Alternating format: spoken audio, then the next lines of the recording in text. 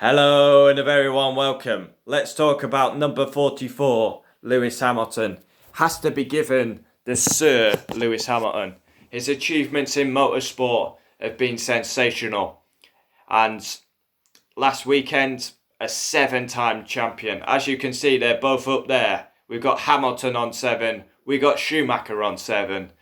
And for me, Andy Murray is a Sir. Mo Farah is a Sir. Lewis Hamilton has probably achieved more than them two. And he's got to be given the Sir category. What he's done in motorsport, absolutely phenomenal. He's from the UK. We should be proud that he's from the UK, representing the UK. And he's up there with one of the greatest drivers of all time. I hate the comparison between the three.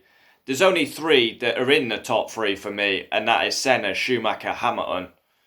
But I don't like the comparison at all. But for me, Hamilton has to be credited with his achievements. There's a high chance he could win Sports Personality this year.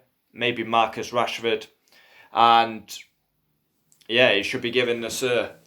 7 titles. I mean, what a season it's been. It's been a strange season. He matched Schumacher's win record. And then he beat it. And now he's matched his titles. He will go on to 8 titles next year. He will sign his contract.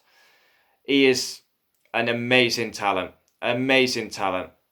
You think back to the start, 2006, Turkey, spun, literally passed everyone to finish second, passed 2 cars into Maggots and Beckett's, and he's just got every F1 record there is. Most podiums, most wins, most poles. He will have most championships. Who knows, he could even break Kimi Raikkonen's record of most races in Formula 1. Anything is possible. And Turkey was a very, very special win. Because Mercedes, I honestly didn't think Mercedes would win the race. And it was stupid of me to write off a driver who I've supported since 2006. It was so stupid of me. It's never give up, never say die attitude. In Turkey, it was crazy.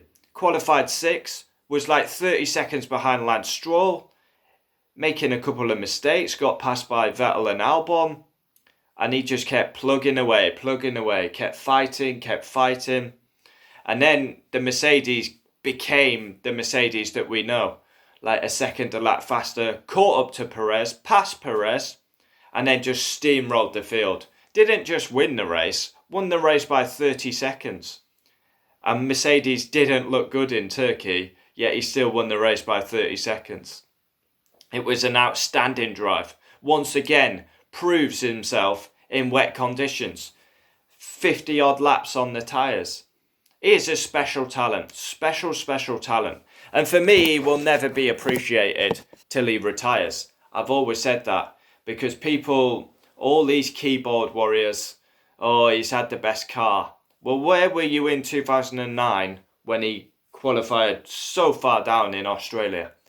Every single year he's competed in Formula 1. He's won a race. It's outstanding. You look at 2007, a rookie.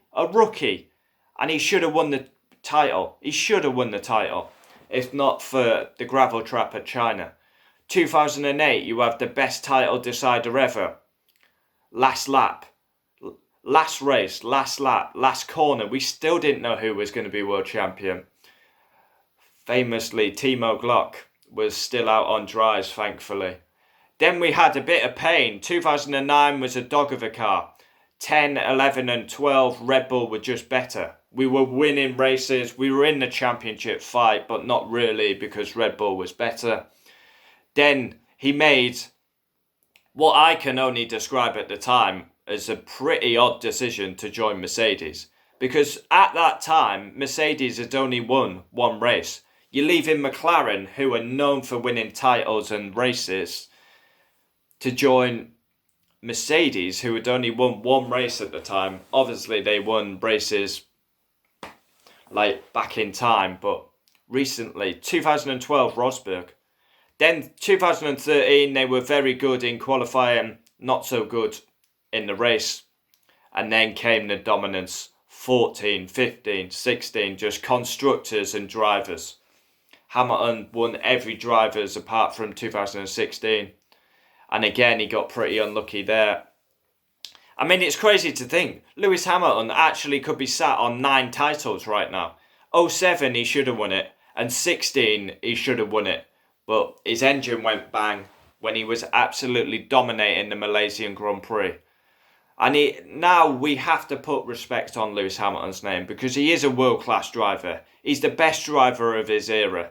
You've got the likes of Sebastian Vettel, Kimi Raikkonen, Alonso, Button. He's the best. He absolutely wipes the floor with them drivers. And they're world-class drivers. So imagine what Hamilton is. He deserves the Sir Lewis Hamilton title 100%. I'm absolutely proud to have followed him since 2006. And look at my hoodie. I actually need to buy a new hoodie because I'm missing a championship now. 6 times 7, 2020. But yeah, comment down below. Would love to know your thoughts. For me, Hamilton has to be given the Sir category. His achievements in motorsport have been absolutely outstanding. He's matched a record that no one ever thought was possible to match. And not only is he a world-class driver on track, he's been banging the drum about Black Lives Matter. Remember, Formula 1 didn't even want to post about this racism and Black Lives Matter, but Hamilton kept banging the drum about it. And then F1 realised he's been wearing t-shirts. He's been a massive campaigner against it. Mercedes, they get all the coverage because they're winning the races. They get the most coverage because they're winning the drivers, the constructors. What better way can Mercedes make their case? By having a black livery and a black car to show against anti-racism. And Lewis Hamilton, again, he's on track delivering, off track campaigning against racism. Mercedes have a black car. And Mercedes are winning every race, dominating the sport, winning the titles. And it gets more TV coverage. It's perfect. And yeah, it's been phenomenal. Absolutely phenomenal. Did I ever imagine that Hamilton would have 7 titles? No. I mean, just to win one was... You'll never get a title decider like Brazil 2008. It will never happen again. That was the most... That's one race I did not enjoy because I'm a Hamilton fan. I did not enjoy 2008 Brazil. It was awful. It was tense. I've gone from breaking my TV remote against the wall when Vettel passed him to just celebrations. And now we have 7 titles. And as a fan, you live through every moment. Every pole, every win, every podium, every championship, every heartbreak. And the best win, still to this day, it will never be topped, I don't think. 2008 Silverstone, won by a full minute. 2014 Bahrain, when he held off Nico Rosberg when Rosberg was on fresher tyres, better tyres. And then you look at 2020 Turkey. Mercedes nowhere in qualifying. Couldn't get the tyres to work. And then he still wins the race by 30 seconds.